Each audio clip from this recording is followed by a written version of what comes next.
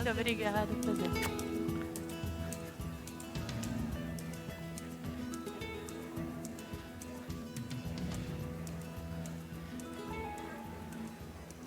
Oi, gente. Tudo bem? Bom, acho que a Dani já falou um pouquinho, então eu vim aqui ajudar a Elisa aqui, quando o André me ligou e conversou sobre vir aqui junto com a Elisa, eu fiquei muito feliz, aceitei da hora. Eu vim de um histórico aí de 14 anos de produto e tecnologia e transformação no Itaú, depois eu montei, né, toda a estrutura de RH do Quinto Andar por 4 anos, e agora hoje sou consultora, e um dos meus clientes me colocou entre o Vale do Silício e o Brasil, ajudando numa iniciativa com eles, com a Stanford High, que é, né, HAI, que é Human Centric AI, que é uma iniciativa muito legal de Stanford, que junta todos os pesquisadores de todas as escolas que estão, de alguma forma, estudando AI. E aí foi assim que eu conheci a Elisa que vem de 10 anos implementando AI aqui, ela era sócia de um venture studio muito legal aqui.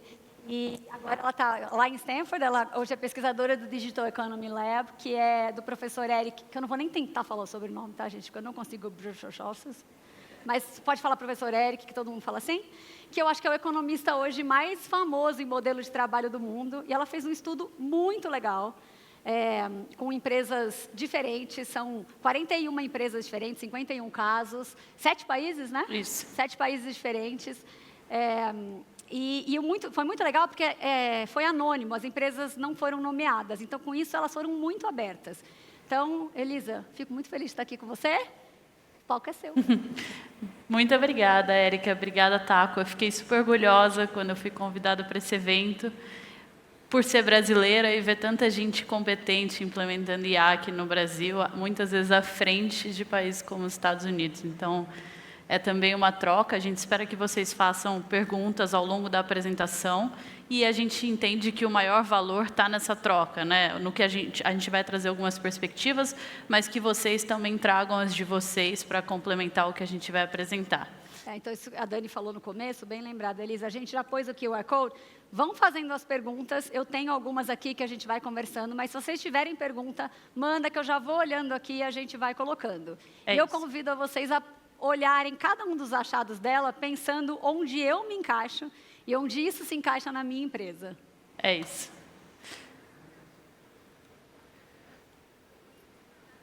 Bom, um pouco o time da pesquisa, a Érica apresentou super bem. O Eric hoje é um dos economistas... Fala você sobre o nome dele. Então, tem essa dificuldade aí. Então, tá vendo? Se ela não Quem sabe, eu tô daqui uns 10 né, anos. Tá bom, beleza. Eu parei no Eric. Professor Eric. Vale a pena, ele publica muita coisa e hoje ele é um dos chefes de departamento do Laboratório de Inteligência Artificial de Stanford. A gente fez junto essa pesquisa de 1 ano, eu continuei pesquisadora do HAI, ainda sou. E o terceiro pesquisador é o Alvin, que trouxe uma perspectiva muito legal de Ásia. Ele é chinês, foi executivo de uma empresa grande chinesa, e ele abriu as portas para a gente entender como é que estavam implementações e projetos de IA na China, que seria um mercado muito difícil da gente acessar por conta própria, tendo algum local ali no time de pesquisa fez toda a diferença. Bom, de onde veio a motivação dessa pesquisa? Quando a gente começou, tinha muita predição. Então, o que vai acontecer com o mercado de trabalho? Quais vagas vão desaparecer? Quais vagas vão ser criadas? O que vai acontecer com a renda? Vai ter uma renda básica universal? Não vai? O capital vai estar mais concentrado? Não vai? E a desigualdade?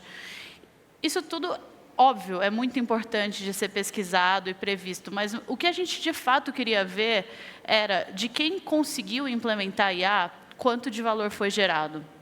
Mais do que prever quanto valor pode ser gerado no futuro, era, olhando para quem teve sucesso, o que a gente pode aprender. Então, basicamente, o que a gente fez foi criar um framework onde a gente filtrava as empresas que tinham implementado projetos com mais de $1 milhão de orçamento. Esses projetos tinham que estar em produção há pelo menos 3 meses, então a gente tirou pilotos ou coisas instáveis que gerassem ruído nos resultados que a gente estava observando. Isso tinha que ser estratégico para a companhia, então a gente olha para o C-Level, diretoria, conselho, todo mundo envolvido no projeto, não podia ser um projeto encapsulado dentro de uma área. Claro, muitas vezes ele servia uma área da empresa, mas ele tinha que ter um caráter estratégico para o negócio. E a gente teve acesso a uma base de 51 projetos que tiveram sucesso dentro desses filtros. A gente estudou e entrevistou cada um deles por cerca de 3 horas, entre executivos, pessoas envolvidas nos projetos. Esses projetos pertenciam a 41 empresas em 7 países. E a gente está falando de Estados Unidos, Europa, Brasil e China. Europa, alguns países, né? Bom, 11 perguntas foram respondidas durante essa pesquisa. Aqui são os finds de cada pergunta, mas eu vou pular direto para a gente ir discutindo as perguntas e trazendo as descobertas e os casos que ilustram aquela descoberta. Para cada pergunta, a gente tem uma visão de resposta, mas também um caso específico de um projeto de A que ilustra aquela resposta. A primeira pergunta é sobre o valor subestimado dos projetos. Então, aqui a gente sempre olha para fazer um orçamento, um business plan, com tecnologia, token, infraestrutura, coisas que são muito objetivas, mas a gente acaba deixando de lado os chamados custos invisíveis, e são eles que a gente quer abordar, né, Érica? Exato. E acho que tem bastante coisa aí dessa parte, né? Outro dia eu vi um futurista que chama Ian Bearcraft falar que hoje o tempo não é mais medido em calendário, ele é medido em processamento de máquina. E como as coisas podem ser paralelizáveis, hoje custa mais caro planejar do que testar, do que fazer um protótipo. Então, ou seja, as empresas, elas vão, as que estão testando muito, planejando muito, ao invés de colocar o negócio na área, elas estão gastando muito e, com os modelos evoluindo tão rápido, entregando um resultado pior, né? Então, acaba saindo muito caro isso, né? Exato.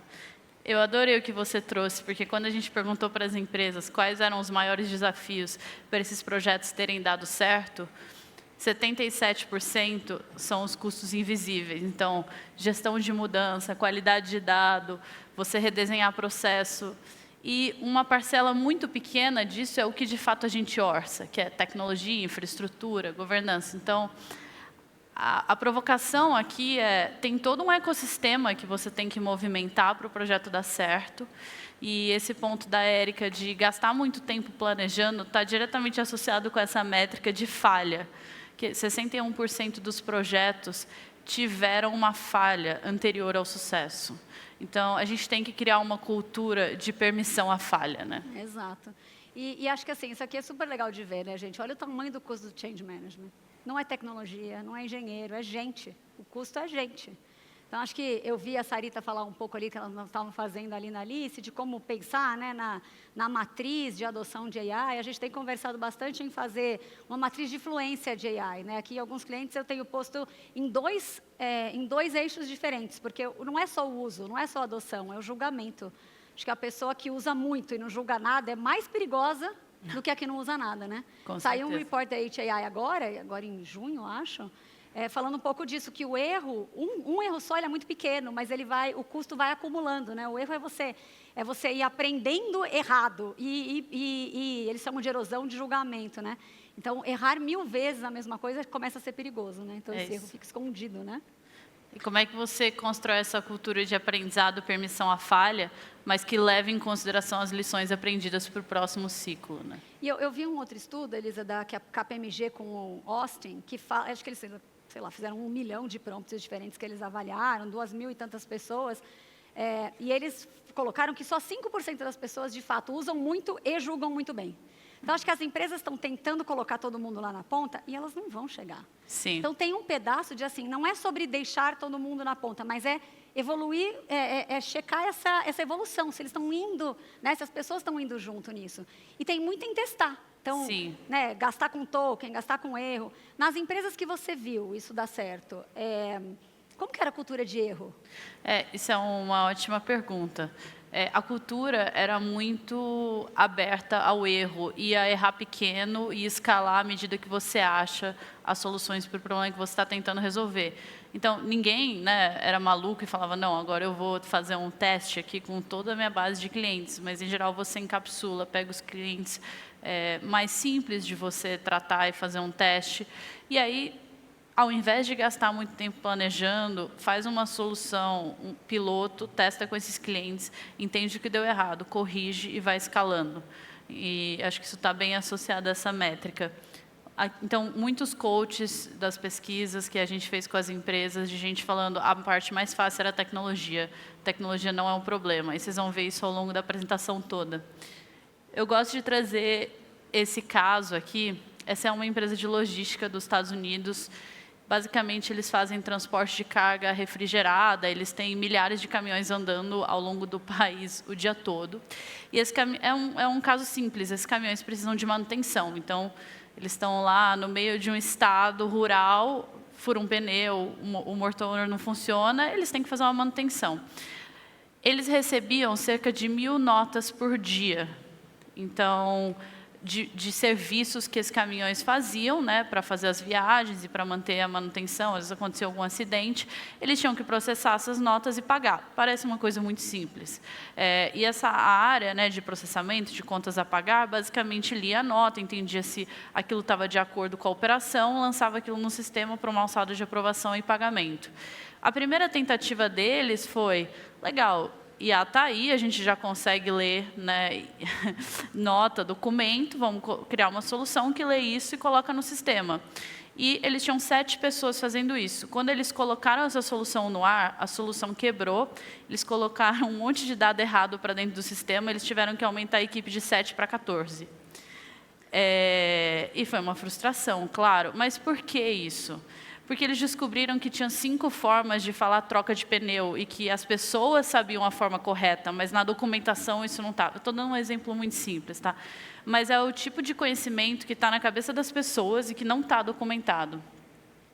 E aí eles entenderam que esse projeto não ia dar certo se eles não sentassem com quem de fato domina o processo e executa isso todo dia e entendesse onde é que está, onde estão essas regras, esse conhecimento que eles não conseguiram refletir na solução. Então, na segunda tentativa, claro, eles fizeram uma simplificação, eles elegeram o que eles chamam de patrocinadores de IA dentro da área que ajudaram na construção da solução e colocaram um time técnico para fazer o papel do time de contas a pagar para entender na prática como era. Então, se tornou uma solução integrada, né? Não mais tecnologia desenvolvendo algo. E aí eles conseguiram ter sucesso, de 5 pessoas eles foram para 2 fazendo essa atividade. Enfim, demorou 8 semanas, tiveram uma economia razoável para a empresa. Mas é um exemplo interessante, porque ele mostra todo um ecossistema que teve que ser mudado, que vai além da tecnologia e que você não consegue prever se você não vai entrevistar e se aprofundar em quem de fato domina o processo.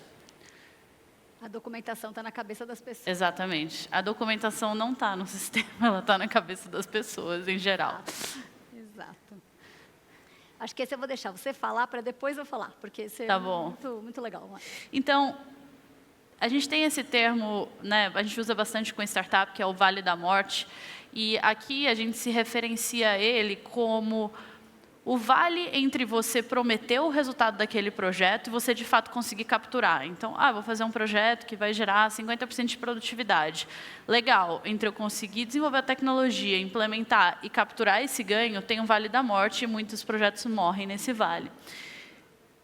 Tem um exemplo que a gente gosta de trazer, eu não posso abrir o nome, mas é um banco brasileiro grande, de um lado, e do outro lado, um banco centenário americano. O banco brasileiro resolveu implementar IA para modernizar um dos seus sistemas legados.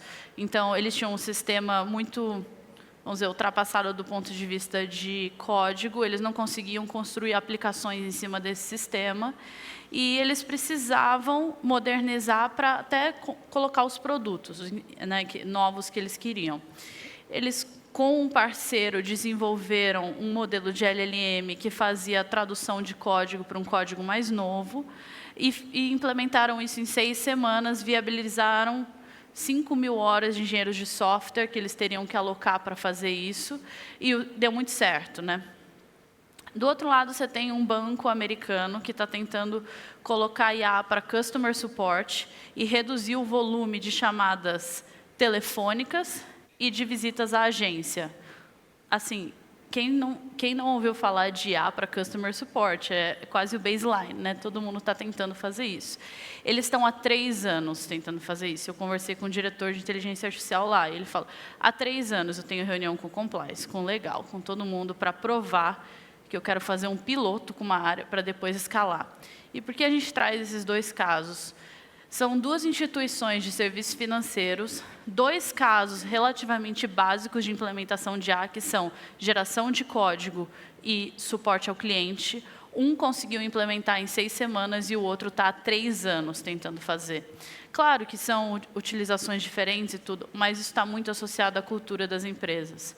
E quando a gente pergunta quais são os fatores que aceleram você passar por esse vale da morte, o primeiro é você ter um patrocínio executivo, então não pode ser um projeto que não está integrado à estratégia da companhia, que você não tem o C-level sentando e dando exposição a quem está fazendo aquele projeto, porque ele tem que movimentar, como a gente falou, um ecossistema que vai muito além de tecnologia.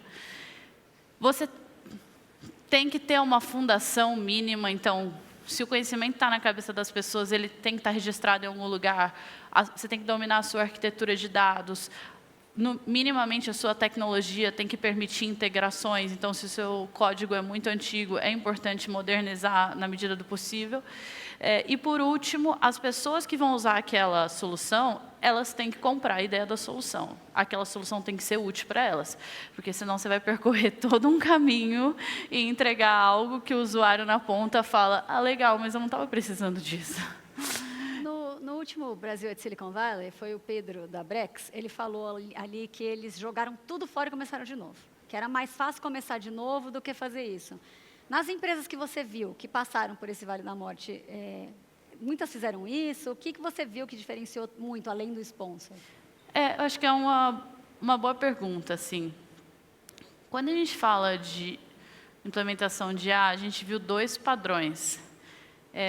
Um padrão mais agressivo, em que você tem uma meta onde todo funcionário tem que construir 1 ou 2 agentes e tentar resolver um problema com esse agente. Aquilo está na meta dele, está integrado a OKR da companhia, a North Metro. Então, assim, é toda uma cascata que faz com que a utilização de IA na ponta seja obrigatória. E você passar a pensar IA como resolução dos seus problemas é mandatório. Isso é um modelo. Qual o problema desse modelo? Você vai criar redundância. Vão ter várias pessoas criando a mesma solução, seus dados, de certa forma, vão estar expostos. Você gera um caos para depois resolver. Mas você cria essa cultura. Tem um outro lado que a gente viu, que é você criar um ambiente de sandbox, onde, naquele ambiente, você tem autonomia para tomar decisões e ter regras de negócio diferentes do restante da companhia. Então, como se fosse uma folha em branco, onde você pode, vamos dizer, ter uma cultura de uma startup. Esses 2 funcionam, e vai muito do que a companhia consegue ter a flexibilidade de fazer, né? Perfeito. Bom, é uma empresa de recrutamento, eles tinham escritório em mais de 50 países, desculpa, uma empresa de tradução, eles tinham escritório em mais de 50 países, e eles tinham uma dificuldade muito grande para conseguir fazer o recrutamento na ponta, porque cada país tinha os seus portais de recrutamento, a sua língua, o seu modelo de recrutamento, uns faziam prova, outros faziam direto entrevista e por aí vai. E o time deles, local, nos países, não era tão grande, então parar esse time para ficar uma parcela relevante do tempo fazendo recrutamento era difícil. Eles desenvolveram uma solução, primeiro, que automatizava todo esse ciclo até a segunda entrevista. Então, fazia a divulgação das vagas, o screening do currículo, avaliava os currículos, selecionava os melhores e fazia a primeira entrevista por vídeo. E deu errado no começo. A gente traz isso para explicar mais uma onda de aprendizado. Então, eles fizeram isso levando em consideração as regras de negócio atuais da empresa para passar ou não os candidatos. Isso tinha muito viés. Eles acabaram escalando esses viés, né, de maneira incontrolável quando eles colocaram IA. E aí eles foram para a segunda tentativa.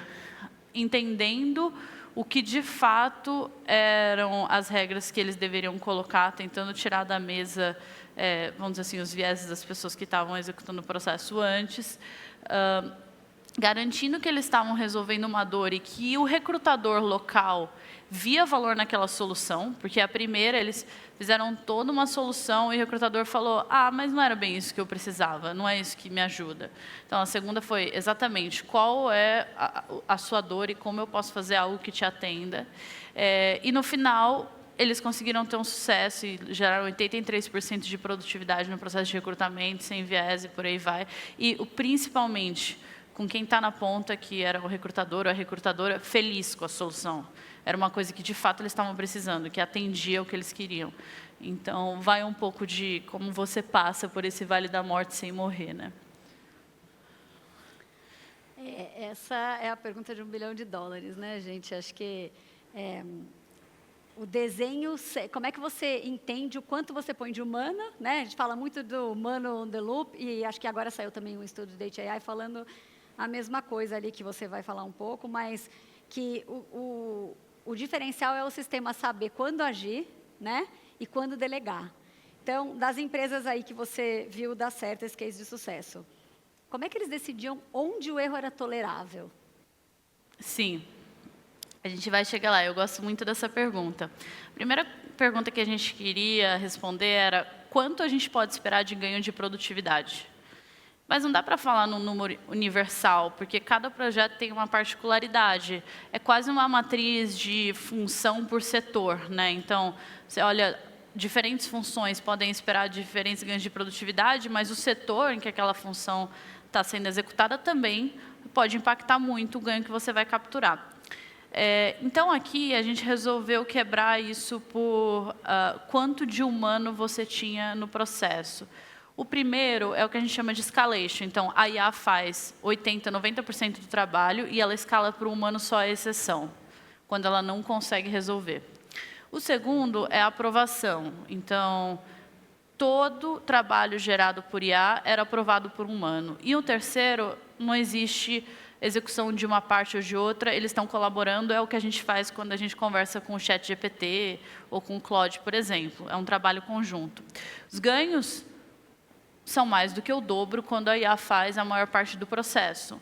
Mas, claro que isso tem um viés em que são processos mais simples também. Você não vai dar para a IA algo que coloque em risco a imagem da companhia ou um requerimento regulatório. Então, assim, para os processos mais simples, é mais do que óbvio você deixar a IA fazendo 80%, 90% e escalando só a exceção. E aí, para responder a pergunta da Érica, que é quando o humano é a escolha certa? Primeiro, quando você tem zero tolerância a erro. Em setores, vamos dizer assim, muito sensíveis, como, por exemplo, um diagnóstico ou uma recomendação de um serviço financeiro, né? De um jurídico, exatamente. Você não pode delegar para a IA resolver o caso sem fazer um cross-check. Então, o humano sempre vai ter que estar no processo, isso vai ser precificado e aquele ganho vai estar limitado a 30%, 40% de produtividade. E é isso, né? O humano sempre vai ter um domínio, uma expertise para dar o aval final maior do que a inteligência artificial. Ainda tem, no Brasil, nos Estados Unidos, alguns padrões regulatórios que também exigem o humano, por exemplo. Você não consegue dar um laudo sem uma assinatura médica. Em alguns recomendações de serviços financeiros, você não pode dar sem ter uma pessoa por trás. Então, setores regulados, não tem o que fazer. O regulador pede que um especialista fale, até que se prove o contrário, né, que a IA é melhor que o especialista, o que a gente ainda não provou, em vários casos, a gente ainda vai ter o humano no loop. E tem um risco aqui reputacional da empresa também, para algumas coisas que vamos dizer, de alto impacto. Quando a gente fala de marketing, por exemplo, você vai fazer uma campanha para milhões de pessoas. Você vai deixar a IA gerar a peça de arte, publicar e fazer uma comunicação que depois você pode colocar em risco a sua marca e você não consegue voltar atrás? Não, né? Então, assim, esses são os cenários em que faz sentido você ter uma colaboração humano-IA e ter o humano como dono da entrega final. eu vou passar um pouco, mas é um exemplo de uma empresa grande de serviços financeiros dos Estados Unidos que conseguiu construir essa solução de marketing em que todas as peças eram geradas por IA, as comunicações, mas antes da publicação, você tinha um especialista em marketing aprovando aquela campanha. Eles conseguiram reduzir de 7 semanas para horas, então teve um ganho lógico muito alto, mas o humano continuou aprovando o que ia impactar milhões de clientes ou de potenciais stakeholders da empresa, né? Acho que aqui, fala e depois eu falo, mas Tá. é mais legal você trazer o finding, depois eu falo o que eu acho. Bom, a gente tinha muito essa pergunta, né? Quem patrocina o projeto? Com certeza sempre aprova o orçamento, mas o que mais essa pessoa faz? O ponto mais importante aqui é que essa pessoa seja uma viabilizadora do ponto de vista de integração de incentivos. Então, não faz sentido você ter uma área com uma meta e a outra, vamos dizer, com uma meta um pouco diferente, olhando para direções né, que são diferentes e o projeto, né? Exato, e o projeto tentando chegar no meio do caminho disso. Eu vou dar exemplos práticos disso depois. O papel do patrocinador é traçar uma meta conjunta para as duas áreas, e aqui a gente está falando não só de área de tecnologia e de negócio, mas também de legal, de RH, de compliance. Todo mundo tem que estar no mesmo barco do projeto, com uma meta alinhada de risco que vocês vão correr juntos. E quem desenha isso, em geral, é o sponsor do projeto. Se o sponsor não faz esse papel ativo de desenhar incentivos para as pessoas estarem no mesmo barco, é muito difícil que, naturalmente, elas remem na mesma direção, né? Perfeito, é uma questão de incentivo, né? Então, acho que mostrando bem que isso é sobre gente, né? Exato. E aí, quem faz, né? Quase os 7 casos aí que você viu, passaram pelos OKRs e foram para o bônus. Exato. Quem ajuda a desenhar os OKRs e bônus, né? Então, acho que fica bem claro aqui, né, a importância né, da área, do papel de RH aí no meio dessa... Né? E conta um pouco dos CEOs que foram sponsors de verdade, o case do CEO que fazia o acompanhamento semanal, que acho que isso é legal também. A gente traz esse caso porque é uma empresa de semicondutor dos Estados Unidos grande e ela teve um papel de sponsor muito importante. Foi uma referência aqui para a pesquisa que a gente fez. Então, o que o sponsor fez? Primeiro, ele elencou campeões de A. Basicamente, são pessoas que detêm o conhecimento técnico da solução que você está tentando desenvolver. Elas não são do time técnico. Às vezes, nem tanto do time de negócio, mas elas dominam aquele processo. Então, por exemplo, a área de contas a pagar do primeiro caso. Dentro dessas áreas, a gente costuma dizer que tem 2 tipos de pessoa, né? Why not as but? Why not é, claro, por que não? Projeto novo, IA, quero entender... sempre tive interesse de me envolver com essa tecnologia, agora tenho uma oportunidade aqui dentro da empresa. E as but é, tá bom, eu vou fazer, mas, e esse risco aqui, mas e se não der certo? Então, é um pouco elencar as pessoas que são inconformadas por terem feito aquilo daquele jeito até agora, que são as why not, e transformá-las em referência de cultura para a companhia. Isso é o que a gente chama de... Champions, né? Que são os AI Champions, exatamente. E esses AI Champions, eles são expostos ao CEO, eles viram como se fosse uma referência para os pares de como eles devem agir do ponto de vista de cultura.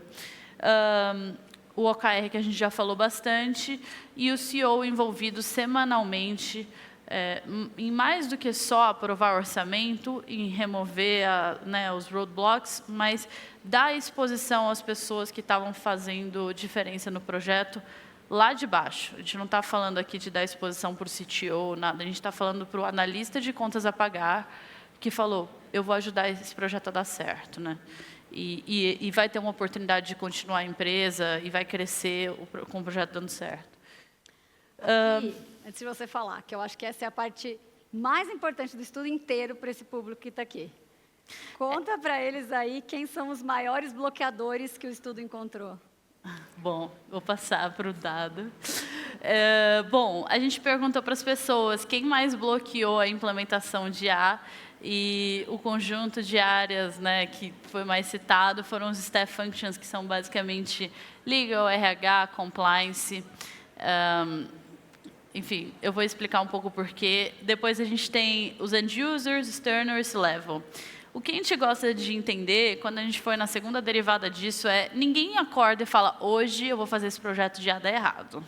Ninguém acorda com essa missão, gente. Assim, mas as pessoas têm incentivos diferentes. Então, em geral, essas áreas elas estão preocupadas em proteger a companhia. É o papel delas. É o papel delas, entre muitas outras funções, se preocupar com risco. E aí, se você não consegue achar um ambiente de flexibilidade onde as pessoas dessas áreas possam tomar riscos, elas vão ser contra, né? Então, é super natural esse comportamento, é o comportamento esperado para essas áreas e faz parte de quem está desenhando o projeto de achar esse sandbox, ou vamos dizer, essa folha em branco, onde você pode tomar risco e pode tentar coisas até então que você não tentaria no processo comum, né? Mas olha que loucura, né? Assim, a gente é o maior bloqueador da adoção de AI das empresas. É o RH. Então, como é que você faz para essa cultura de teste, né, acontecer, inclusive, dentro das áreas de suporte, né, como Exato. você falou? Tem alguma coisa nesses casos de sucesso que esses RHs faziam diferente das outras? Acho que, assim, o primeiro ponto é você ter uma curiosidade, um interesse genuíno para testar novas tecnologias. Assim, claro, protegendo a companhia dos riscos que a gente já sabe que podem acontecer. Mas ter essa cultura de curiosidade para iterar, testar e escalar é muito importante. Acho que o segundo ponto é garantir que você traz para a mesa os riscos, mas ajuda a traçar uma solução pequena que elimina os riscos, né, vamos dizer, dentro daquele ambiente controlado. Então, é claro que a gente tem que expor o problema, mas também ajudar a traçar uma solução, porque a tecnologia está aí. Sim, a onda já veio. Não tem o que fazer. Agora é entender como é que a gente lida com ela da melhor forma possível, e vocês têm um domínio muito, muito grande para trazer para a mesa de como desenhar a melhor solução, né? É muito importante ter essas áreas no processo. Eu vou passar, porque a gente não está... Bom, aqui a gente tinha um interesse que é, quando os ganhos de produtividade são altos, o que a gente faz com as pessoas? Basicamente, em 45% dos casos, a gente está tendo redução do quadro. Esse número tende a crescer um pouco, né? Mas acho que o principal ponto é a gente ver ainda várias oportunidades para empresas que estão crescendo de fazerem outras coisas com esses recursos que ficam excedentes nas soluções que geram produtividade. O primeiro é, se você está crescendo, você deixa de contratar, você muda a pessoa de área, você faz um reskill nela, né? Então, assim, tem alternativas. E a gente gosta de trazer muito esse caso, porque era uma empresa investida por um private equity. Em geral, o investidor pode ser muito ativo nessa decisão do que fazer com o recurso excedente. O investidor aqui, claro, que ele queria mais lucro, como muitos fundos, né, de private equity que investem para aumentar o lucro. E eles ficaram numa batalha com o CTO, que conseguiu capturar um ganho de 30% de produtividade de 6 meses, discutindo se eles deveriam demitir os engenheiros ou manter. E o CTO conseguiu provar que, para a empresa, estrategicamente, era melhor manter o time para acelerar todos os projetos de tecnologia que estavam atrasados do que demitir. Então, é só um exemplo de... a resposta de cortar custo, sim, ela tem sido verdade em 50% dos casos, mas tem muitas alternativas que, se a gente se permite explorar, podem fazer muito sentido estratégico para o negócio. É uma visão diferente, né? Porque acho que é uma headline muito fácil falar 50% dos 45% dos empregos estão sendo perdidos. Mas acho que, de fato, é uma questão de estratégia, né? Você conseguir usar isso para outra. Agora, só antes de você ir para o próximo, eu tenho uma pergunta para você, que é... Acho que isso é meio claro que fica a estratégia, etc. Mas tem outros estudos, inclusive do professor Eric, que fala que as pessoas sêniores estão, né, como o julgamento é muito importante, elas estão estáveis. Mas as pessoas entrando no mercado de trabalho, ali de 22% a 25%, tem caído, né? E o último estudo já mostra que é o 16%. Sim. E já é meio velho, né? Já tem mais de um ano. Sim. Então, já deve ter sido mais. Essas empresas que você viu, alguma estava fazendo alguma coisa diferente para o cargo de entrada? Porque senão, como é que depois a gente vai ter gente sênior se a gente não está desenvolvendo essa galera na entrada? É uma pergunta de $1 milhão e eu não tenho a resposta. Mas, em geral, você tem toda a razão. Quando a gente olha dados estatísticos de mercado de trabalho, como esse artigo que a Érica citou, a gente já vê uma redução nas contratações de pessoas jovens para as áreas mais óbvias de implementação de IA, como suporte e engenharia. Então, assim, como você vai ter gente experiente, dado que você está contratando menos e treinando menos, assim, eu não sei a resposta para essa pergunta, sinceramente, mas eu acho que todo mundo deveria estar se questionando isso. Preocupação, né? Quando a gente começou esse estudo, a gente queria muito focar em ganhos de receita. Porque ganhos de produtividade, todo mundo fala, mas ninguém olha para a empresa, ou poucas pessoas ainda olham para a empresa e pensam, como eu posso usar a inteligência artificial para reconstruir o meu negócio? Acessar mercados que eu não conseguia acessar antes, desenvolver produtos que antes o meu custo não permitia que eu desenvolvesse. E, infelizmente, só 10% dos casos que a gente mapeou entravam nessa categoria de aumento de receita. A maior parte ainda está focada em redução de custo. Quando a gente olha para aumento de receita, a gente vê alguns padrões. Se você é uma empresa B2C, personalização é um padrão que a gente viu muito. Em varejo, em empresas de delivery. Então, hoje, você tem uma campanha de marketing que ela se diferencia no nível de granularidade do cliente. Antes você tinha segmentos de clientes, né? E aqueles segmentos levavam em consideração padrões de consumo e tudo que você tinha de dados. Você tinha 50 segmentos. Hoje você tem 1 milhão de segmentos. Basicamente, cada cliente é um segmento. E aí você sabe dados do cliente para variar a sua comunicação, a cor, a sua arte, a sua oferta, isso tudo aumenta a sua conversão. Então, personalização, do ponto de vista de abordagem comercial, faz muito sentido. Além disso, a gente viu algumas empresas que desenvolveram produtos internos e passaram a comercializar esses produtos, de tão bons que eles eram, que é o que chama de produtização. E para empresas que são B2B, ou seja, você não tem 1 milhão de clientes para brincar com personalização, a gente vê muito uma aceleração na estratégia de go-to-market. Então, um contrato que antes demorava 4 semanas, agora demora 2 dias. Uma proposta que eram 2 semanas, agora você faz em meia hora. E com isso você chega antes no cliente e consegue converter mais também. Bom, eu vou passar um pouco. Eu gosto muito desse exemplo, porque é uma empresa de call center. Eles cobravam por assento, como qualquer empresa de call center sempre cobrou. E eles, quando começaram a ver a onda de IA, falaram, acho que a gente pode cobrar por ticket resolvido. Então, eles mudaram o modelo de negócio deles, com isso eles ganharam muitos novos clientes, porque eles passaram a dividir o risco com o cliente de resolver o ticket, né? Ao invés de vender só uma posição que não necessariamente ia resolver os tickets abertos. E o mais importante é que isso reestruturou a empresa. Então, tem um esforço cognitivo muito maior você pensar para receita do que você pensar para custo. Custo faça o que você já faz hoje de maneira mais rápida, às vezes com maior qualidade. Receita é uma folha em branco. Repense o seu negócio. Repense a forma como você atende o seu cliente, forma como você oferece o seu serviço. Mas a gente acredita fortemente que o longo prazo está aqui mais do que em redução de custo. Vou passar um pouco, porque acho que a gente está com pouco tempo. Eu vou direto para o último capítulo.